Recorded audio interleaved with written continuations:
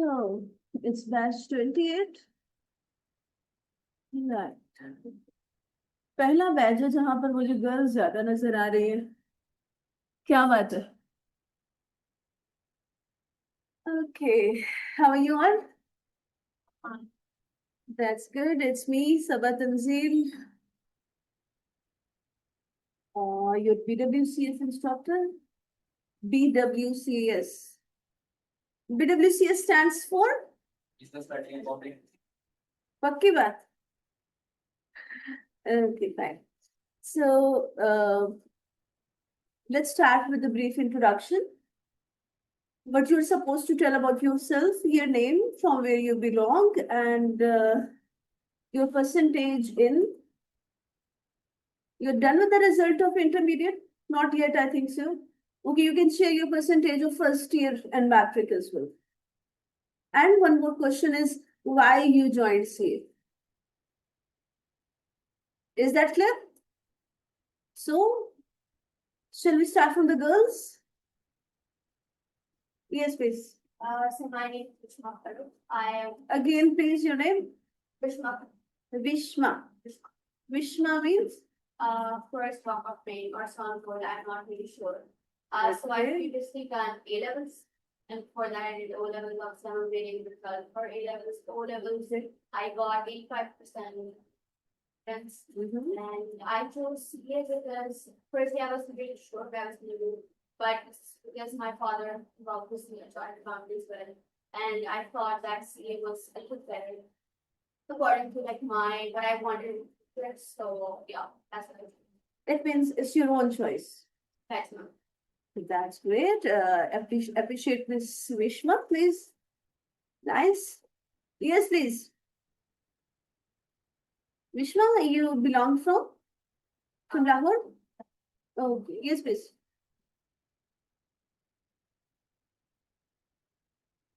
You should be audible to everyone.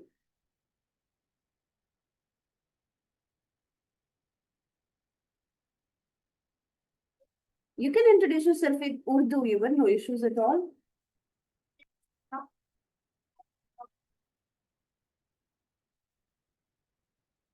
क्या बोल रही है?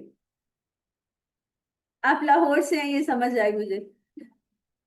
आपका नाम? It's Bisma. Okay fine. Bisma कोई अच्छी बात बताओ, अपनी कोई अच्छी आदत। Anything you feel that you're good at something. कुछ भी नहीं? Oh my God. Yes, please. I kindly appreciate this, no? Yes. My name is Alka Sidh. I'm from Faisalabad, and I have done my interview from Punjab Police. Yeah, that's nice. Have seat, please. And You can appreciate by yourself, if you don't mind. नाश्ते किए हुए? लग नहीं रहा मुझे। I'm sorry. Okay, nice. I am Patrick from Sri Lanka. I have done my first from Punjab. Nice. Yes, please. My name is Kurdish. I am from Nepal. Okay, Zarlesh को तो मैं जानती। Okay, yes, please. I'm from so I'm also from Nepal, and I got 82% in metric and 70% in intermediate. And I was to see because I think it is the मतलब सबसे छुट्टी है हमारे दूसरी लिस्ट में मैंने अपने फ्रेंड्स को कुछ पढ़ने दिया है अगर को बिल्कुल वो एकदम बात है कुछ भी के पास आई है Okay, fine. तो बाकी पहले दो के साथ क्या मसला था? उन्होंने इंट्रो कर दी। हाँ? उन्होंने आपके सारे सवालों के जवाब नहीं दिए। ओह क्या बात है, good good. You should be actively होता है। एक्टिव लिसनर वो है जो अटेंटिवली लिसन करते हैं and follow the instructions as well. Yes please. My name is Munal Vikas. I am from Muzaffargarh. I got 86% marks in my FSC in the previous year. I chose CA because it is one of the toughest degree to achieve and higher and has highest importance few days back. That's nice. That's nice. My name is Kizil. I'm from Lahore. Your name? My name is Kizil. Is it? I'm from Lahore. I scored 87 in FSC and I pursued CA because I wanted. इधर ये pen holding का नया style नहीं है. Okay, good, well done. Yes, please. My name is Fargan Mahmood Salman from near Chennai. I make 59% and FSC 63%. Okay. CA में कैसे आना हुआ? So, do not fail. Oh, that's great. That's great. Appreciate him, please. I'm from Lahore. From where? On- Oh, I have passed my intermediate from UPI and now I wanted to do CA because I took some advice from the parents and my physics that I am here. okay, fine. That's good. मेरा नाम निशानी आती है और मैंने intermediate में Your name? मेरा नाम निशानी आती है Zishani? निशानी आती Zishan. हाँ। हाँ हाँ, क्या होता है? है मेरा हाथ से कहाँ से? मेरा हाथ मेरा बिल्कुल कसूर से. Okay. मैं इंटरमीडिएट वहाँ से किया और फिर अपने हेल्प पाएंगे क्या नहीं खुद कोई रिसर्च की क्या है इसमें क्या नहीं है? नहीं, इतनी मानते हो अपने भाई की? दिन भर मान लिया हाँ पहले भी किया ना हाँ. क्या कर रहा है अभी भाई? बड़ा बड़ा मैं काम कर रहा हूँ आर्टिकलशिप चल रही है? ओह, नाइस. Have seat please. मेरा नाम सत्य है और मेरे सिप्ते हसन. कहाँ से बेटा? ओके. नेटवर्क में 68% और मैं 20% सीए में कैसे आना हुआ? खुद कुछ रिसर्च की क्या सिस्टम है, क्या होता है, क्या नहीं होता? Okay, that's good. So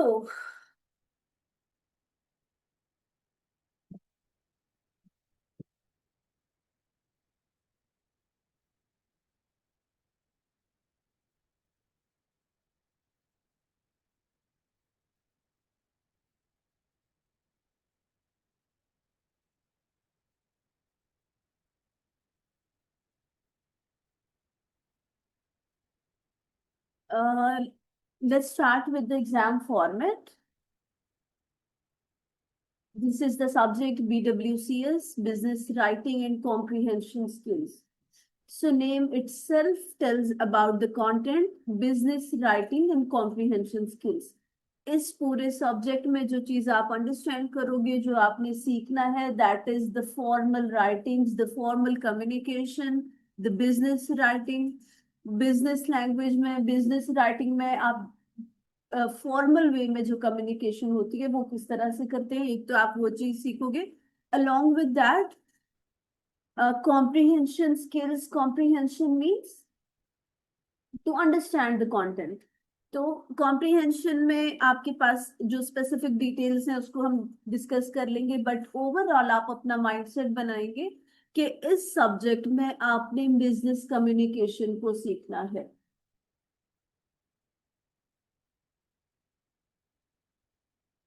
this is not an easy field CA. अगर इसका नाम बड़ा है तो डिफिकल्टीज तो आपको फेस करनी पड़ेगी, बट जो आपका इनिशियल लेवल होता है, जो पीआरसी लेवल है, दिस इज नो डाउट बहुत इजी है उन स्टूडेंट्स के लिए जो कंसिस्टेंटली अपना काम करेंगे. अगर आप लोग, कुछ बच्चों का माइंडसेट होता है ये सब्जेक्ट इजी है, ये टफ है, एंड पे कर लेंगे. अच्छा, यहाँ पर हम थोड़ा सा पहले डिस्कस कर लेते हैं कि आप लोग जो बच्चे एनुअल सिस्टम से मोस्ट ऑफ द टाइम आ रहे होते हैं, आप जब इस सिस्टम में आते हैं तो इनिशियली बहुत इश्यूज फेस करना पड़ते हैं, क्योंकि हमारा जो एक सेटअप या एक माइंड सेट बना हुआ है वो क्या है एनुअल सिस्टम में, कि आप पूरा साल बस हो जाता है, टाइम मैनेज कर लेते हैं, जैसे भी टाइम मैनेज तो नहीं, ज्यादातर हमारे बॉयज तो टाइम पास करते हैं।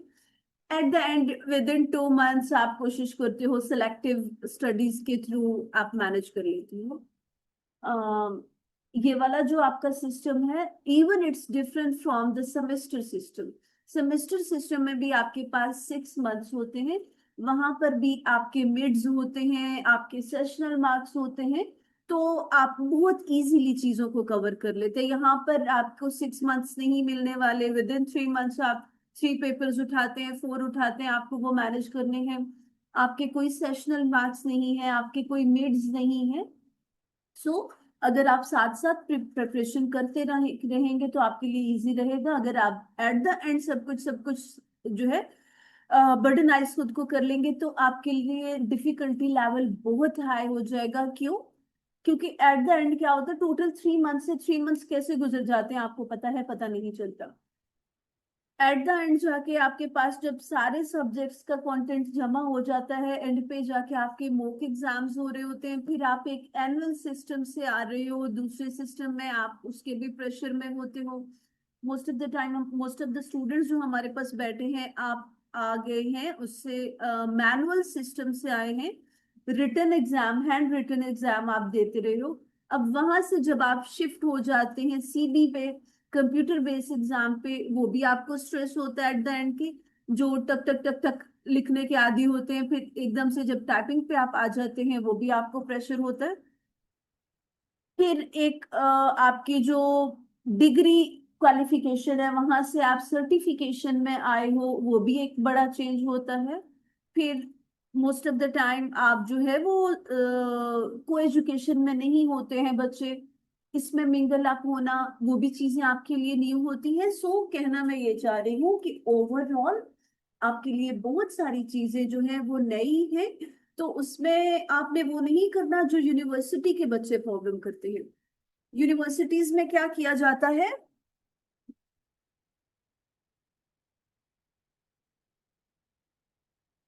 यूनिवर्सिटीज में क्या होता है कि आप एकदम से जब आप कॉलेजेस में से निकलते हैं, आप एक डिफरेंट इन्वायरमेंट में जाते हैं, तो आप समझते हैं यहाँ पर इस क्लास में मुझे लग रहा है बहुत कम बच्चे हैं जो हॉस्टलाइज हैं, ज्यादातर लाहौर से बिलोंग कर रहे हैं, वरना हमारे पास बहुत जो मेजोरिटी ऑफ स्टूडेंट्स होते हैं वो हॉस्टलाइज होते हैं।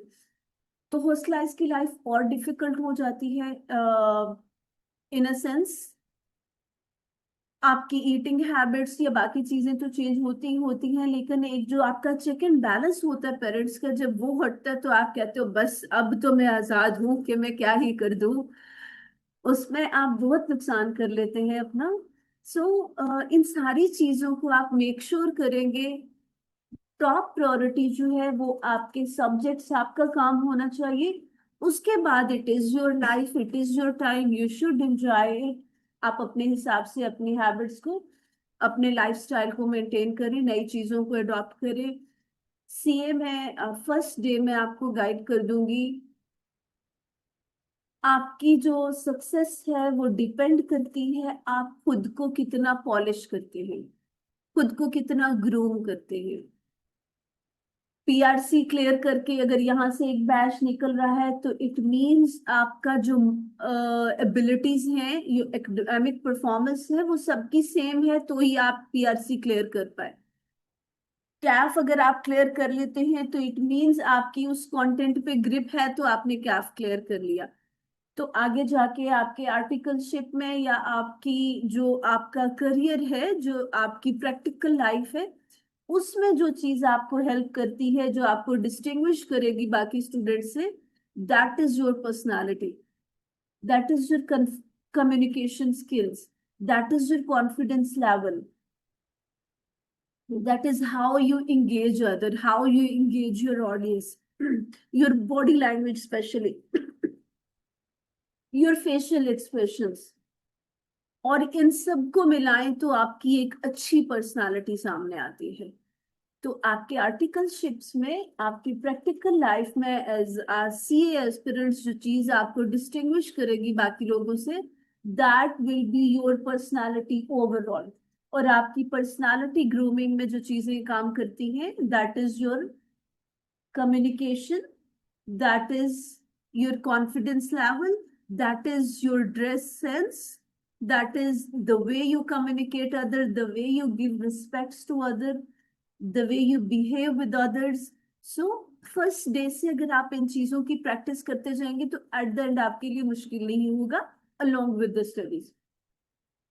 जो हार्ड स्किल्स होती है ना वो आप लाइक आपने टाइपिंग की प्रैक्टिस करनी है, आप एक हफ्ता लगाओगे, ज्यादा से ज्यादा टाइम लगाओगे, you will be good at that. आपने राइटिंग को एनहांस करना है, आप बार बार लिखते जाओगे, you will be good at that. लेकिन जो आपकी सॉफ्ट स्किल्स होती हैं दे टेक्स टाइम। सॉफ्ट स्किल्स क्या होती हैं, आपने कुछ चीजों को अडॉप्ट करना होता है। ऐसे ही है लाइक आपने एक अच्छी बॉडी लैंग्वेज को सीखना है कि जब आप किसी से बात कर रहे हैं तो आपकी बॉडी लैंग्वेज इंप्रेसिव कैसे हो, आपके फेशियल एक्सप्रेशंस आपकी बात को सपोर्ट कैसे करें। तो इसको आप नहीं रट सकते। क्या कोई पर्सन है जो ये रट सके कि मैंने ये बात बोल दी है तो मेरे फेशियल एक्सप्रेशंस ऐसे होंगे, मेरे हैंड जेस्चर्स इस तरह से होंगे, मेरी पैरा लैंग्वेज कितनी होगी, किस वर्ड पे मैं एम्फसाइज करूंगा, कहाँ पे कम ज्यादा बोलना है, क्या पॉसिबल है? रटना तो पास पॉसिबल नहीं है ना। हाँ, with the passage of time अगर आप कॉन्शियस रहते हैं तो you can develop these things. So on a soft note, the core purpose should be being a practical person, being a formal person, being a business personality to groom yourself. And you should start it from today. I want you guys to see in a modest way ताकि लगे कि हमारे पास कोई professional बच्चे हैं, कोई business class के बच्चे बैठे हैं, आम कॉलेजेस आम यूनिवर्सिटी के स्टूडेंट्स नहीं है। You are really different from them. Is that clear? Okay जी, let's move back to the topic. हम अगर बात करते हैं BWCS की, इसमें बेटा आपके टोटल मार्क्स होते हैं 100 मार्क्स, और जो आपके क्वेश्चंस होते हैं there will be 4 questions. There will be 4 questions. First question आपकी स्क्रीन पे आपको नजर आ रहा है, write a precis the following passage about, yes it's the part A. ये जो हमारे पास कॉम्प्रिहेंशन का एक क्वेश्चन आ रहा है, इसके आपके पास एग्जाम में 2 पार्ट्स आते हैं, part A and part B. First question will be the comprehension. Comprehension की किसी को अंडरस्टैंडिंग है? कॉम्प्रिहेंशन पैसेज क्या होता है? ये पैराग्राफ होगा, उसमें सवाल दिए जाएंगे, उस सवाल के हमें जवाब देंगे। एक्सीलेंट। जैसे आप लोग प्रैक्टिस करके आ चुके हैं, कॉम्प्रिहेंशन पैसेज में क्या होता है, एक पैसेज गिवन होता है जिसमें 4 5 6 7 8 कुछ भी पैराग्राफ्स हो सकते हैं, उसी के अंदर से फिर आपसे क्वेश्चंस पूछे जाते हैं और आपने आंसर्स करना होता है। यहाँ पर थोड़ा सा सीन सिनेरियो डिफरेंट होगा। किस तरह से, ये वाला क्वेश्चन जो है आपका 2 पार्ट्स पे होगा, part A and part B. यहाँ पर पार्ट बी है, पार्ट ए हम इसका देख लेते हैं पहले। इसकी क्वेश्चन की सीक्वेंस आगे पीछे में हुई है।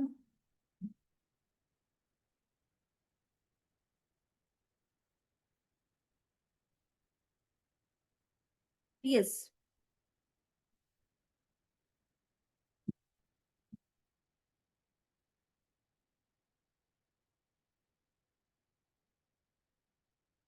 so this is question 1, part A. Read the passage and answer the questions below. अगर हम एग्जाम को क्लियर करने की बात करते हैं,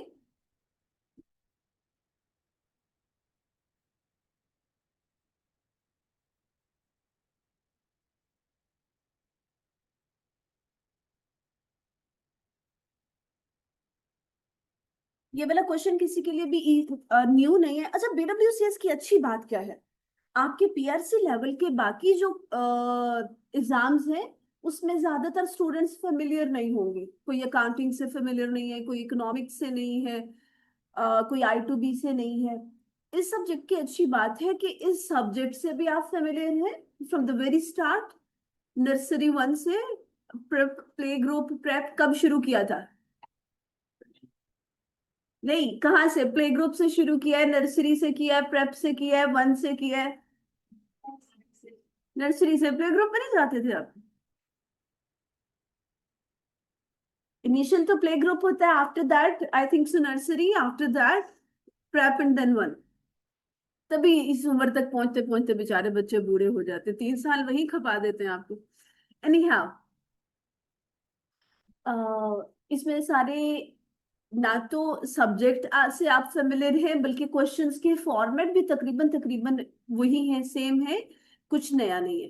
क्वेश्चन नंबर 1 है, read the passage and answer the questions below.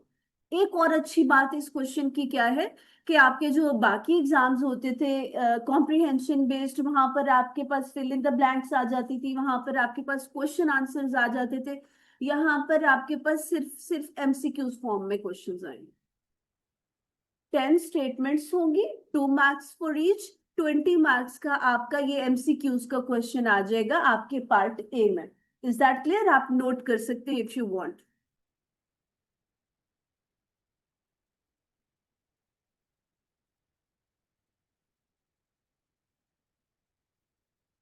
So our question number 1 is comprehension passage. Question number 1 is comprehension passage. Marks distribution is 20 plus 10. Comprehension passage, marks distribution is 20 plus 10, total 30 marks. Total 30 marks. If we talk about the first part, part A, there will be MCQs, 10 statements, 2 marks for each. So 20 marks का आपका ये question आ जाएगा।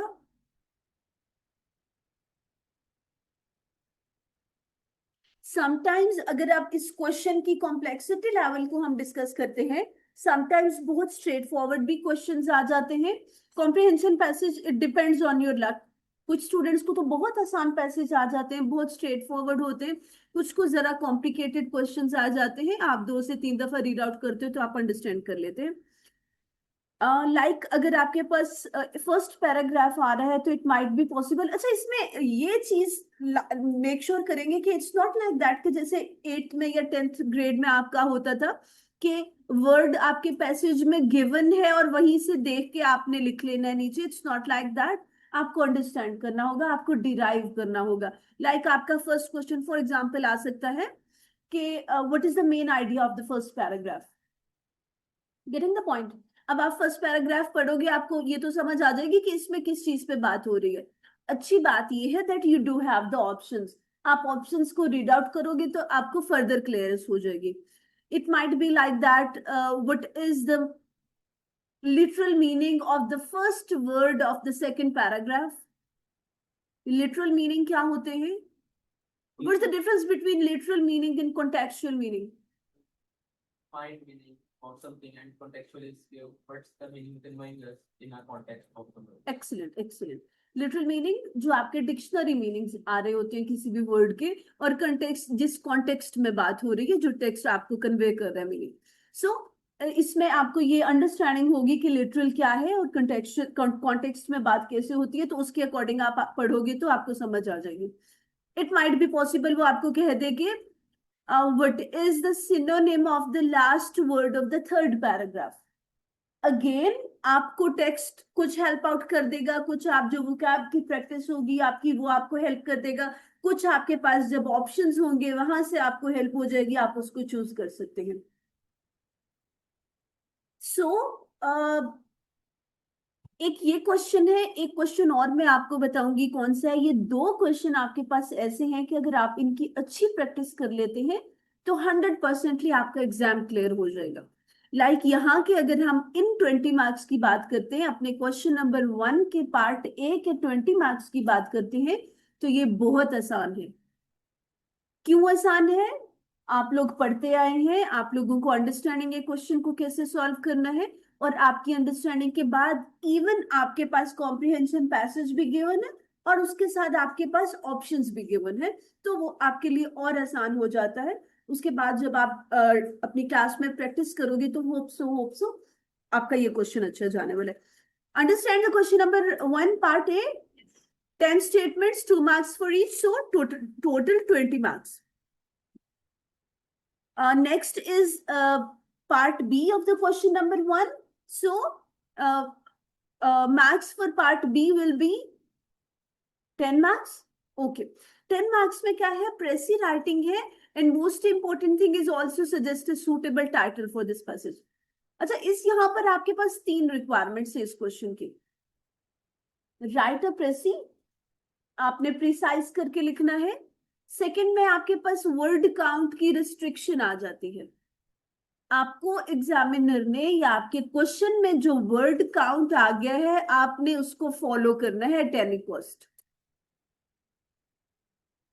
Like most of the time 90 to 95% आपके पास examiner यही आपको कहता है कि write a precis of the following passage of about 95 to 100 words. तो आपने वर्ड काउंट की रिस्ट्रिक्शन यहाँ पर आपके पास आ गई. अगर आप इससे कम लिखते हैं, फॉर एग्जाम्पल आप 75 वर्ड्स का लिख देते हो, तब भी आपके मार्क्स डिडक्ट होंगे. अगर आप 110, 115, 125 पे चले जाओगे, जब भी आपके मार्क्स डिडक्ट हो जाएंगे. And third thing about this passage is suggest a suitable title for this passage. 2 marks होते हैं इसके लिए भी. अब करना क्या है आपने? ये यहाँ पर आप अपना टाइटल लिखते हैं और यहाँ पर आप अपनी प्रेसी लिखते हैं. टाइटल अगर आप अपने पूरे एमसीक्यू सॉल्व कर लेते हैं, उसके बाद अपना प्रेसी राइटिंग का क्वेश्चन करते हैं, आपको क्लियर अंडरस्टैंडिंग हो जाती है. एट द एंड भी आप टाइटल लिख सकते हो, लेकिन इसको स्किप नहीं करोगे. It contains 2 marks. प्रेसी राइटिंग की हम बात करते हैं. प्रेसी का किसी को आइडिया है हम किस तरह से लिखते हैं? क्या बेस होती है, क्या रूल्स होते हैं? प्रेसी मीन्स खुलासा भी कह सकते हैं. Like a summary, okay. To make anything, write in a more precise way. Precise से आप कह सकते हैं precise way में.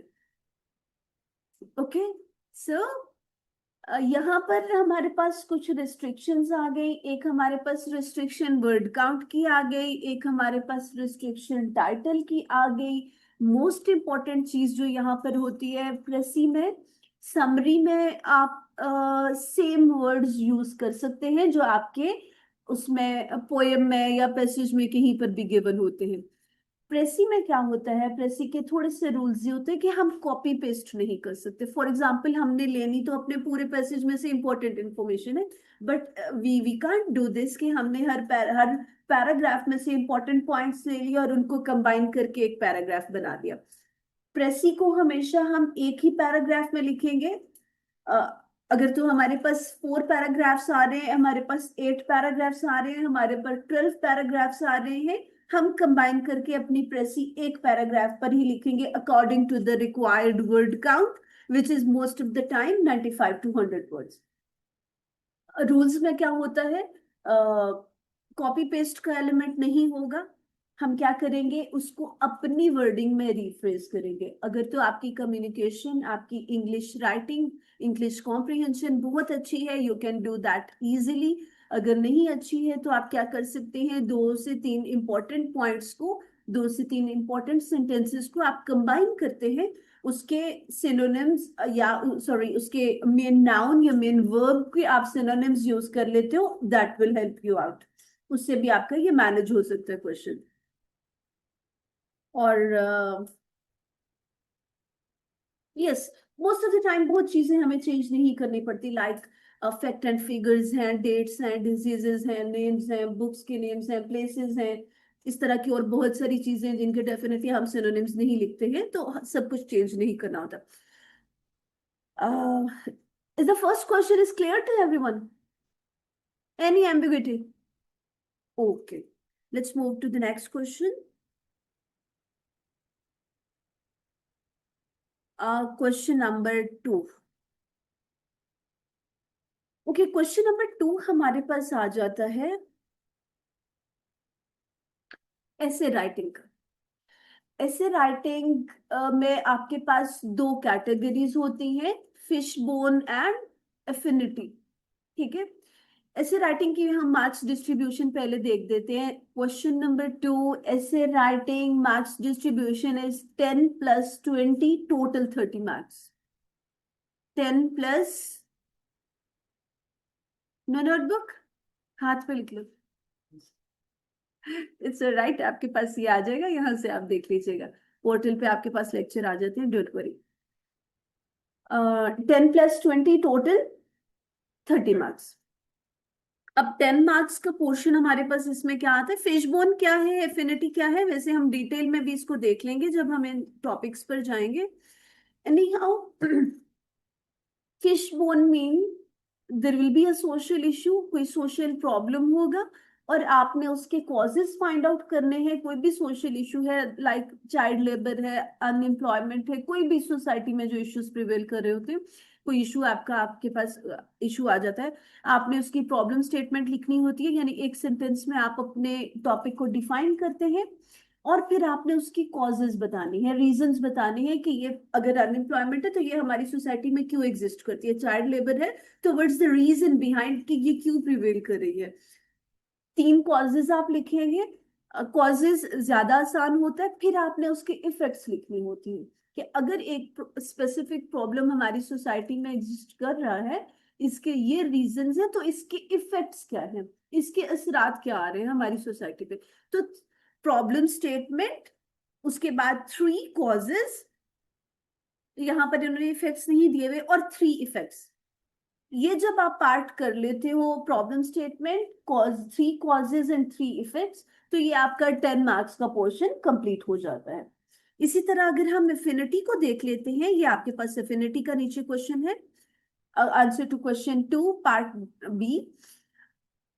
अगर आपके पास एफिनिटी का क्वेश्चन आ जाता है तो एफिनिटी में आपके पास इसका फॉर्मेट थोड़ा सा डिफरेंट हो जाता है, मार्क्स यहाँ पर भी आपके पास 10 ही होंगे। डोंट गेट कंफ्यूज्ड, एक ओवरव्यू है, जब हम इन क्वेश्चंस पर जाएंगे तो आपको क्लियर हो जाएंगे। इसमें आपने क्या देना होता है, मेन आइडियाज और सब आइडियाज बताने होते हैं। लाइक अगर आपके पास एक टॉपिक आ जाता है, यूजेज ऑफ सोशल मीडिया कह लें या स्क्रीन टाइम कह लें, तो उसको आप डिवाइड कर लोगे 3 मेन पार्ट्स में, उसके क्या इम्पैक्ट्स हैं, उसके आपकी फिजिकल हेल्थ पे क्या इम्पैक्ट्स आ रहे हैं, उसके आपकी मेंटल हेल्थ पे क्या इम्पैक्ट्स आ रहे हैं, या फिर उसके आपके सोशल रिलेशंस या सोशल इंटरेक्शंस पे क्या इम्पैक्ट्स आ रहे हैं। तो 3 डिफरेंट पार्ट्स में हमने उसको डिफाइन कर लिया, और उसके जो सब आइडियाज होंगे उसमें फिर हम बता देंगे, हम फिजिकल हेल्थ की बात करते हैं तो हम पोर पॉस्चर को डिस्कस कर सकते हैं, हम मेंटल हेल्थ की बात करते हैं तो, या हम आईसाइट को डिस्कस कर सकते हैं, मेंटल हेल्थ की हम बात करते हैं तो हम स्ट्रेस को एड्रेस कर सकते हैं, हम एग्जाइटी को एड्रेस कर सकते हैं, अगर हम सोशल इंटरेक्शंस की बात करते हैं तो हम लैक ऑफ कॉन्फिडेंस कह सकते हैं, या हम कम्युनिकेशन स्किल्स हमारी इम्पैक्ट होती हैं। Getting the point. तो इस तरह से आप इस क्वेश्चन को डील करते हैं। This is the only question where you will have the choice. आपके पास दोनों कैटेगरीज आएंगी, दोनों के डिफरेंट स्टेटमेंट्स होंगी। फिशबोन का एक डिफरेंट क्वेश्चन होगा, एफिनिटी का एक डिफरेंट क्वेश्चन होगा, और उसमें से आपने अपने एग्जाम के लिए एक चूज करना होगा। एनी हाउ, यहाँ पर भी आपने अपना ऊपर मेन आइडिया लिख लिया, उसके बाद 3 मेन आइडियाज और उनके सब आइडियाज, जहां पर आपके पास टोटल 9 पॉइंट्स जाते हैं, तो ये आपका 10 मार्क्स का पार्ट हो गया। Let's move towards the next part of this question. अगर इस क्वेश्चन का हम नेक्स्ट पार्ट देखते हैं तो उसमें क्या होता है, उसमें आपने अम, इन्हीं पार्ट्स को फर्दर डिफाइन करना है।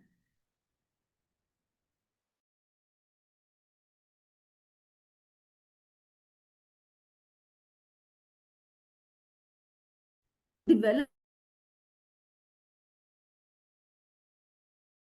कर लिया है, इसी स्ट्रक्चर में जाएंगे तो आपका नेक्स्ट 20 मार्क्स का क्वेश्चन इस पे ही डिपेंड करेगा। यहां तक हमारे 10 मार्क्स में हमने अपना एक स्ट्रक्चर डेवलप कर लिया, एक फॉर्मेट आ गया ऐसे राइटिंग का। पार्ट बी में आपके पास 20 मार्क्स आते हैं, आपने 5 पैराग्राफ्स बना लेने हैं।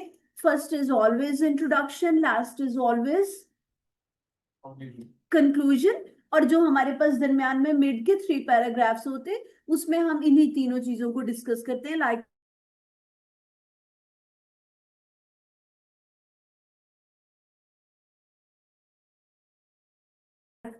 cause in paragraph and cause 3 effect 3 third affinity. Hope it is clear. Total 30 marks, 10 marks for part A for making the structure for format, and further 20 marks to elaborate that, to write the complete essay of 5 paragraphs. Is that clear? Yes, please. Second part जो तो नहीं पढ़ा first part आपने कर लिया, second part के आपके पास 20 marks हैं और आपने इसमें 5 पैराग्राफ्स लिखने हैं। किस चीज के लिखने हैं? आपके पास ऐसे का एक टॉपिक आ गया है, चाइल्ड लेबर इन पाकिस्तान। आपने प्रॉब्लम स्टेटमेंट लिख दी, for example it is a crucial issue in Pakistan. आपने 3 कॉजेज इसके लिख दिए कि क्या क्या रीजन है और उसके 3 इफेक्ट्स लिख दिए। ये आपका पार्ट 1 हो गया। पार्ट बी में आपने 5 पैराग्राफ्स बनाने हैं। First paragraph will be introduction. Introduction में आप बताओगे कि चाइल्ड लेबर है क्या। ओके, अपने इस टॉपिक को डिफाइन कर दोगे। सेकेंड पैराग्राफ में अपना कॉज 1 और इफेक्ट 1 को डिस्कस करोगे। फॉर एग्जाम्पल आपका कॉज 1 था पॉवर्टी, और उसका इफेक्ट बन रहा है कि गुर्बत की वजह से people are unable to send their children to school, are people are, आप कह सकते हो parents are pressurised to send their children to do the work. Getting the point? तो अब इन दोनों को मिला के आप अपना सेकेंड पैराग्राफ बना लोगे कि पॉवर्टी की वजह से जो पेरेंट्स होते हैं वो रिस्ट्रिक्टेड हो जाते हैं, उनको अपने बच्चों को काम पे भेजना ही पड़ता है। तो इसको आप एलैबोरेट कर दोगे। सॉरी, ए और बी पार्ट का टॉपिक एक ही होगा। हाँ हाँ, आपका एक ही ऐसे राइटिंग का टॉपिक है। सिर्फ डिफरेंस ये है कि पार्ट ए में हम अपने जो आपका ऐसे है उसका एक स्ट्रक्चर डेवलप कर लेते हैं। पार्ट बी की ये प्रिपरेशन है। जो पार्ट ए है वो पार्ट बी की प्रिपरेशन है। पार्ट ए में आपने स्ट्रक्चर डेवलप कर लिया, या कौन से इफेक्ट्स आगे फर्दर अपने ऐसे में डिस्कस करना है, और फिर जब आप ऐसे राइटिंग करोगे तो फिर आपने इन्हीं चीजों को डिस्कस करना है। आप इससे बाहर नहीं जा सकते। अच्छा, एक इज इट क्लियर? अच्छा, एक बात मेक श्योर करेंगे, अभी तक जो आप ऐसे राइटिंग्स के क्वेश्चन करते आए हैं, स्पेशली जो हमारे एनुअल सिस्टम में होता है, वो आप बहुत कुछ लिखते थे, शीटें भरते थे। यहाँ पर इंटायरली चेंज है सिस्टम। यहाँ पर आपका वर्ड काउंट बहुत लिमिटेड है, बहुत लिमिटेड है। आपने टोटल जो अपना ऐसे है उसको कंप्लीट करना है। ये पार्ट ए तो अलग हो गया, इसके तो 10 मार्क्स हैं, इसको ये आपके वर्ड काउंट में नहीं आता। पार्ट बी में आपके पास 20 मार्क्स के लिए आपका वर्ड काउंट है ओनली 150 वर्ड्स। 150 वर्ड्स को अगर आप देखते हो तो आपके सिस्टम की एक लाइन जो है वो 18 to 20 वर्ड्स पे होती है। समझ रहे हैं? तो टोटल कितनी लाइंस बनेगी? अगर 20 वर्ड्स की एक लाइन है आपके सिस्टम की, तो कितनी लाइंस बनेगी 150 के लिए? 7 to 8। तो देखिए, आपको सिर्फ 7 to 8 लाइंस में अपना पूरा 20 मार्क्स का ऐसे लिखना है। तो यहां पर क्या है, आपको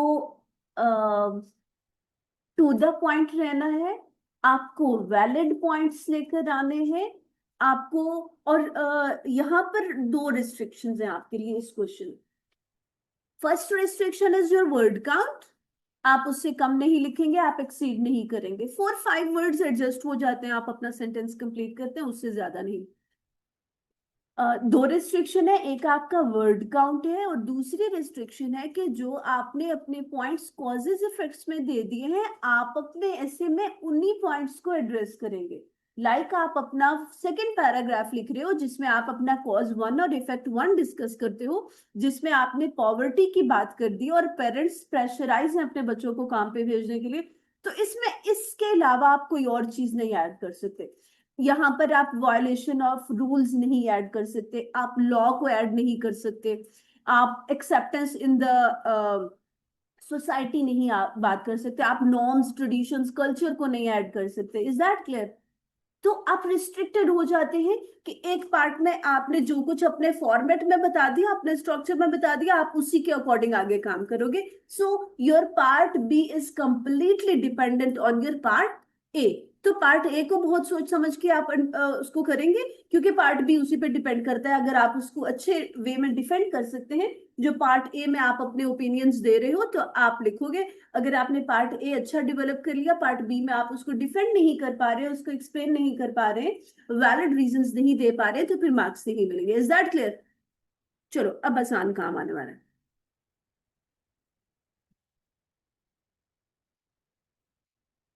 यहाँ पर बस आपका ऐसे राइटिंग का ही क्वेश्चन थोड़ा सा कॉम्प्लिकेटेड है, बहुत ज्यादा नहीं है। बाकी क्वेश्चन आपके इजी हैं comparatively.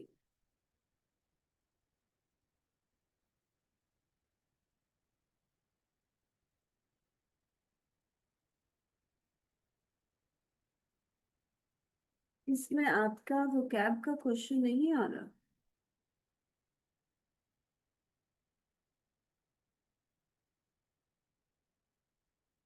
Yes, it's here. Next question is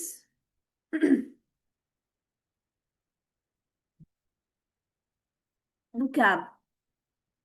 vocabulary का जो क्वेश्चन आपका एग्जाम में आता है 20 मार्क्स का क्वेश्चन है। एक आपका कॉम्प्रिहेंशन का क्वेश्चन बहुत इजी है और एक आपका वोकैब का क्वेश्चन बहुत इजी है। कॉम्प्रिहेंशन है आपकी 30 मार्क्स की। चलो उसमें से भी हम प्रेसी, अगर आपको मुश्किल लगता है प्रेसी का क्वेश्चन, अगर हम सिर्फ देख लेते हैं एमसीक्यूज को अपने कॉम्प्रिहेंशन के, 20 मार्क्स के एमसीक्यूज हैं, ऐसा ही है। अगर हम वोकैब पे आ जाते हैं तो वोकैबलरी में पहले तो हम डिस्कस क्या करते हैं, आपके एग्जाम में क्वेश्चन कहाँ कहाँ से आ सकता है। Synonyms, antonyms, idioms and phrases, ये 4 कैटेगरीज हैं वोकैब में जहां से आपसे क्वेश्चन पूछा जा सकता है। जब ये बुक चेंज हुई थी तो इनिशियली जो पेपर आता होता था वोकैब का, वो होता था आपका कॉलम मैचिंग फॉर्म में। अब बहुत टाइम से आपका ये वाला क्वेश्चन जो आता है ये आपका आता है एमसीक्यूज फॉर्म में। But the good thing about this question is again you will have the choices. चाहे आपके पास वर्ड्स के सिनोनिम्स हैं या एंटोनिम्स हैं, आपके पास ईडियम्स के मीनिंग है या आपके पास फ्रेजेस के मीनिंग आ रहे हैं, सब आपके पास एमसीक्यूज फॉर्म में आएंगे और आपने वहां से इसको चूज करना है। So it's also easy question, अगर आप प्रैक्टिस करते हैं तो बहुत आसान है। 20 मार्क्स का क्वेश्चन आपका एमसीक्यूज का आ रहा है कॉम्प्रिहेंशन में, 20 मार्क्स का क्वेश्चन आपका एमसीक्यूज में आ रहा है वोकैब में। अगर ये दो क्वेश्चन आप अच्छे से अटेम्प्ट कर लेते हैं, आपके पास 36, 38, 40 मार्क्स आ जाते हैं, तो बाकी 10, 12, 15 मार्क्स लेना that is not a big game, big deal, अगर आप बाकी सारे क्वेश्चंस को देखते हैं। सो मेन फोकस, वैसे तो आपके सारे क्वेश्चन इजी हैं बट इन पे आप अपना मेन फोकस रखेंगे। वोकैब की जब हम बात करते हैं, वोकैब है तो काफी ज्यादा, लेकिन अभी लास्ट 5-6 अटेम्प्ट से जो पैटर्न चल रहा है उसमें हमारे पास एक 5 पेजेस की असाइनमेंट आती है वोकैब की। मोस्ट ऑफ द टाइम उसी में से वोकैब आ रही है, तो इनिशियली हम उसको प्रैक्टिस करेंगे। अब असाइनमेंट से मुराद क्या होता है? असाइनमेंट से मुराद ये है कि जो आई कैप आपके पेपर्स कंडक्ट करता है, चूंकि आपको वो क्वेश्चन पेपर्स नहीं मिलते, आपके सीबी एग्जाम्स होते हैं, कंप्यूटर बेस्ड एग्जाम होता है, कंप्यूटर में ही आप उसको सॉल्व करते हैं, आपके पास क्वेश्चन पेपर नहीं होता। अब जब स्टूडेंट्स आते हैं, आप लोग अपना फीडबैक देते हैं, तो हम उसमें से असाइनमेंट्स बनाते जाते हैं, जो न्यू क्वेश्चंस आते हैं हम उसमें ऐड ऑन करते जाते हैं, तो इसको हम असाइनमेंट्स देते हैं। लास्ट 5-6 अटेम्प्ट से आपकी असाइनमेंट में से वैसे एक नॉर्मल रेशियो जो है वो 50-60% पेपर असाइनमेंट में से आता होता है, बट लास्ट 4-5 अटेम्प्ट में से आपका पेपर की जो परसेंटेज है फ्रॉम द असाइनमेंट्स वो इंक्रीज हुई है। कुछ बच्चों का 80% तक आपकी असाइनमेंट या पास्ट पेपर्स में से आ रहा है, इवन कुछ बच्चों का 90+ में भी पास्ट पेपर्स में से गया है। और दूसरी बात, हमारी जो आईकैप की बुक है उसमें प्रैक्टिस कंटेंट ज्यादा नहीं है, तो हम जो क्लास में प्रैक्टिस करते हैं वो सारी हम इन्हीं असाइनमेंट्स में से करते हैं। So no need to buy the books. Book में से बहुत कम चीजें हैं, आई थिंक वोकैब का कुछ पार्ट है जो हम बुक में से करेंगे, उसके अलावा बुक में से कोई काम नहीं है बीडब्ल्यूसीएस का। सो आई सजेस्ट यू कि आप बुक बाय नहीं करें, उसके बजाय जो असाइनमेंट्स मैं आपको बताऊंगी आप उनके प्रिंट्स निकलवा लीजिएगा, ज्यादा बेहतर रहेगा, क्योंकि हमारा जो कह ले 90% प्रैक्टिस कंटेंट है वो असाइनमेंट में है, बुक में नहीं है। सो बुक बाय करने की जरूरत नहीं है आपको। सॉफ्ट फॉर्म में आपसे शेयर हो गई है बुक, आपके पास है? चलिए ग्रुप में मैं भेज दूंगी सॉफ्ट फॉर्म में, अभी इनिशियली आप वहां से कर ले, फिर हम असाइनमेंट्स पे आ जाएंगे। ये क्वेश्चन क्लियर हो गया सबको? 10 स्टेटमेंट्स होंगी, 2 मार्क्स फॉर ईच, और मोस्ट ऑफ द टाइम अभी 95% जो चल रही है वो एमसीक्यूज फॉर्म में आपके पास ये क्वेश्चन आता है। अगर कॉलम मैचिंग में आता है तो वो फिर ज्यादातर सिनोनिम्स एंटोनिम्स होते हैं। इट माइट बी पॉसिबल सारे सिनोनिम्स वर्ड्स और सिनोनिम्स दे दे, या 5 वर्ड्स और उनके सिनोनिम्स, 5 वर्ड्स और उनके एंटोनिम्स दे दे। बट चूंकि अब जो स्ट्रेटजी है वो एमसीक्यूज बेस्ड में है, तो एमसीक्यूज बेस्ड में फिर सारी चीजें आ जाती हैं। लाइक 3 आपके पास सिनोनिम्स आ जाते हैं, 3 आपके पास एंटोनिम्स आ जाते हैं। फ्रेजेस और इडियम्स की रेशियो थोड़ी सी कम आती है, 2-3 करके, वो आपका इस तरह से मैनेज हो जाता है। We are done with how many questions till now? 3 questions. So we left with 1 question. And for vocab, how much marks for the question vocabulary? 20 marks. So till now we are done with total marks of 80. ऐसा ही है? Okay. So this is the last question.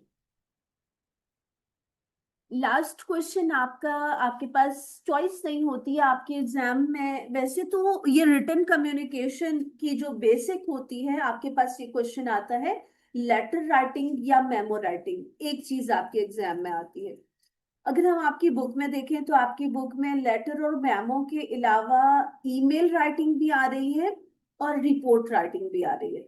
और अगर हम exam format को देखते हैं तो exam में आज तक ईमेल और रिपोर्ट राइटिंग का क्वेश्चन अभी तक नहीं आया, आईकैप ने नहीं दिया।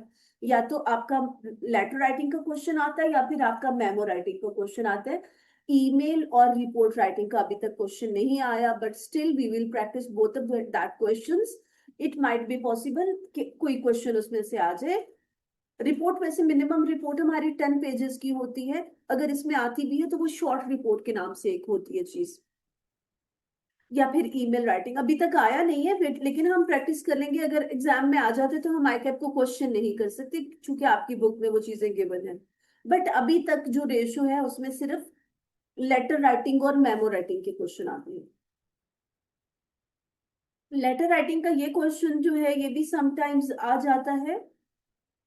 इसमें क्या होता है, आपको फॉर्मेट्स क्लियर होने चाहिए, आपको पता होना चाहिए आपने फॉर्मेट कैसे फॉलो करना है, बिजनेस लेटर कौन सा है, फॉर्मल लेटर कौन सा है, इनफॉर्मल लेटर कौन सा है, उनके फॉर्मेट्स कौन से हैं। और फिर एग्जाम में अगर आपको इस तरह का क्वेश्चन आ जाता है कि जिसमें उन्होंने रॉन्ग फॉर्मेट दिया हुआ होता है, और पैराग्राफिंग हमारे पास लेटर्स के 3 पैराग्राफ्स आते हैं। इंट्रोडक्शन कह सकते हैं आप, उसके बाद मेन बॉडी आती है, फिर कॉल फॉर एक्शन आता है। तो अगर पैराग्राफिंग में भी इशू आ रहे हैं उसको भी आप सेटल डाउन करते हैं। मतलब ओवरऑल आपके पास लेटर का एक फॉर्मेट है। एग्जाम में या तो आपके पास एक क्वेश्चन आ जाता है, एक टॉपिक होता है कि इस पे आप लेटर लिखें, 20 मार्क्स है उसके लिए, या फिर इस तरह से एक आपको सॉल्व फॉर्म में लेटर दे दिया जाता है जिसमें मिस्टेक्स होती हैं, फॉर्मेट में भी मिस्टेक्स होती हैं, बॉडी पैराग्राफ्स में भी मिस्टेक्स होती हैं।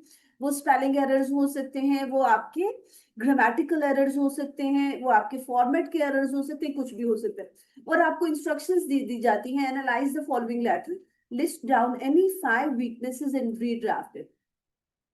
आपके पास एक सॉल्व फॉर्म में लेटर्स है, लेटर गिवन है, आपने उसकी मिस्टेक्स बतानी है। उन्होंने 5 कह दिया तो आप पॉइंट्स में 5 ही लिखोगे, उन्होंने आपको 7 कह दिया तो आप 7 ही लिखोगे। और मेक श्योर करेंगे कि इनिशियली आप इसमें से फॉर्मेट में से मिस्टेक्स पॉइंट आउट करें, उसके बाद बॉडी पैराग्राफ्स की तरफ जाए। और फिर मिस्टेक्स आप पॉइंट आउट करने के बाद फिर इसको रीड्राफ्ट करेंगे, पूरे लेटर को ठीक करके लिखेंगे। ठीक है, इसके चांसेस कम होते हैं, ज्यादातर आपको एक क्वेश्चन आता है, but still we will do practice क्योंकि आपका ये जो मॉडल पेपर आईकैप ने ही ये दिया हुआ है जो अभी हम डिस्कस कर रहे हैं, इसमें भी ये क्वेश्चन गिवन है। और एग्जाम में भी हर दफा किसी ना किसी एक स्टूडेंट का ये क्वेश्चन आ जाता होता है। दूसरा, इसकी जगह एक लेटर स्टेटमेंट भी आ सकती है या फिर मैमो की भी आ सकती है। What's the difference between letter and memo? Memorandum, memo is the short form of memorandum. Maybe sometimes we have done in past. Okay, अच्छा ठीक है, नो इश्यूज। लेटर राइटिंग जो होता है इसमें फॉर्मेलिटी ज्यादा होती है। It is external communication. आप एक फर्म में काम कर रहे हैं, आप एक इंडस्ट्री में काम कर रहे हैं, आपकी फर्म के अंदर आपकी ऑर्गेनाइजेशन के जो बाहर कम्युनिकेशन हो रही है वो आपके क्लाइंट्स हो सकते हैं, वो कोई भी हो सकता है। तो आपकी फर्म के बाहर जो कम्युनिकेशन होगी वो लेटर की फॉर्म में होगी, उसमें ज्यादा फॉर्मेलिटीज होंगी। और आपकी फर्म के अंदर जो आपस में आप लोग कम्युनिकेशन कर रहे हैं वो जो होगी आपकी मेमो की फॉर्म में होगी। तो लाइक अगर हम यहाँ पर सीएफई की बात करते हैं, अगर यहाँ से कॉलेज से बाहर कहीं ये लोग कम्युनिकेशन करते हैं, लाइक आई कैप को कुछ इंफॉर्मेशन कन्वे करनी है, या कहीं और कोई एडवर्टीजमेंट पर्पस है, या किसी और को कुछ कम्युनिकेट करना है, तो वो लेटर की फॉर्म में होगा। उसमें फॉर्मेलिटीज ज्यादा होंगी, उसमें सारे एड्रेसेस गिवन होंगे, उसमें प्रॉपर जो है वो स्टार्टिंग होगी, प्रॉपर एंडिंग होगी, प्रॉपर ग्रीटिंग्स होंगी, यानी सारी फॉर्मेलिटीज को कंसिडर करेंगे। लेकिन अगर अपने इंस्टीट्यूट के अंदर ही किसी को कम्युनिकेट कर रहे हैं, फॉर एग्जांपल ऑफिस से कोई मैसेज मुझे उन्होंने कन्वे करना है, तो वो बहुत शॉर्ट फॉर्म में टू द पॉइंट मैसेज होगा, उसमें कुछ फॉर्मेलिटीज, कुछ ग्रीटिंग्स, कुछ इंट्रोडक्शंस, उन चीजों की जरूरत नहीं होगी। Is that clear? So this is the basic difference between memo and writing. Sorry, letter. Letter जो है वो एक्सटर्नल कम्युनिकेशन के लिए है, और जो मैमो है that is for internal communication. And this question contains 20 marks. So we are done with 100 marks. हो गया clear? Paper pass? Okay, difficult तो नहीं, बहुत आसान है, लेकिन इसमें एक दो चीजों का आपको ध्यान रखना होगा। पहली चीज, स्टूडेंट्स बहुत ओवर कॉन्फिडेंट हो जाते हैं। आपका माइंडसेट ये होता है कि बाकी तो हम सब्जेक्ट्स हमने गो थ्रू नहीं किए हुए, ये तो हमें पता है, लेटर, ऐसे, कॉम्प्रिहेंशन, वोकैबुलरी हम शुरू से पढ़ते आ रहे हैं, और फिर फॉर्मेट भी सबके सेम है, तो हम फॉर्मेट प्रिपेयर कर लेंगे, we will manage it. It's not like that. जब तक कंटेंट की प्रैक्टिस नहीं करेंगे मुश्किल हो जाएगी। दूसरी बात, बीडब्ल्यूसीएस इतना आसान सब्जेक्ट है, फिर भी इसमें फेलियर रेशियो बहुत ज्यादा होता है बाकी सब्जेक्ट की निस्बत। उसके रीजंस में पहला रीजन तो वही है कि स्टूडेंट्स ओवर कॉन्फिडेंट हो जाते हैं, इट्स टू इजी, प्रैक्टिस नहीं करते हैं जैसे उन्हें करनी चाहिए। और सेकंड रीजन होता है टाइपिंग। टाइपिंग प्रैक्टिस नहीं करते हैं, या आप जिनको के पास सिस्टम अवेलेबल नहीं है, या जिनका इंटरेस्ट नहीं है, या जो ये कहते हैं कि हम लास्ट वीक में प्रैक्टिस करके एग्जाम क्लियर कर लेंगे, तो वो शायद आप कर भी लें, लेकिन एट द एंड आप फिर स्ट्रेस में आ जाते हैं कि ये सारा पढ़ना भी है, सारा रिवाइज भी करना है, और मेरी तो टाइपिंग प्रैक्टिस भी नहीं है, मैं कैसे कर पाऊंगा। तो उस वजह से भी एक एरर आ जाता है कि आप मैनुअल से जब आप सीबी पे आ रहे हैं, शिफ्ट हो रहे हैं, और आप proper practice, proper training, proper preparation के साथ नहीं आ रहे हैं, तो वहां पर फिर आपको डिफिकल्टीज फेस करना पड़ सकती है। But overall it's an easy option, it's easy subject, कुछ इसमें डिफिकल्ट नहीं है, सिर्फ और सिर्फ आपकी प्रैक्टिस रिक्वायर्ड है। अच्छी प्रैक्टिस करेंगे अपने कंटेंट की भी और अपनी टाइपिंग की भी, तो it's 100% assurance from my side. अगर इन दोनों चीजों को आप लेकर चलोगे तो आपका पेपर क्लियर हो जाएगा। Is there is any confusion till now? You may ask please. Everything is clear? Yes please. हमने मैमो की फॉर्मेट भी नहीं निकाली, बोर्ड की फॉर्मेट नहीं निकाली। बेटा जब हम इन क्वेश्चंस में जाएंगे we will discuss in detail, don't worry. और अगर आप जो बता रहे हो आपका वो प्लान है तो you can discuss individually later. Sorry, share कर देंगे। हाँ आ रहे थे स्टूडेंट्स, 15 14 है। किसी एक स्टूडेंट का आ रहा है इशू?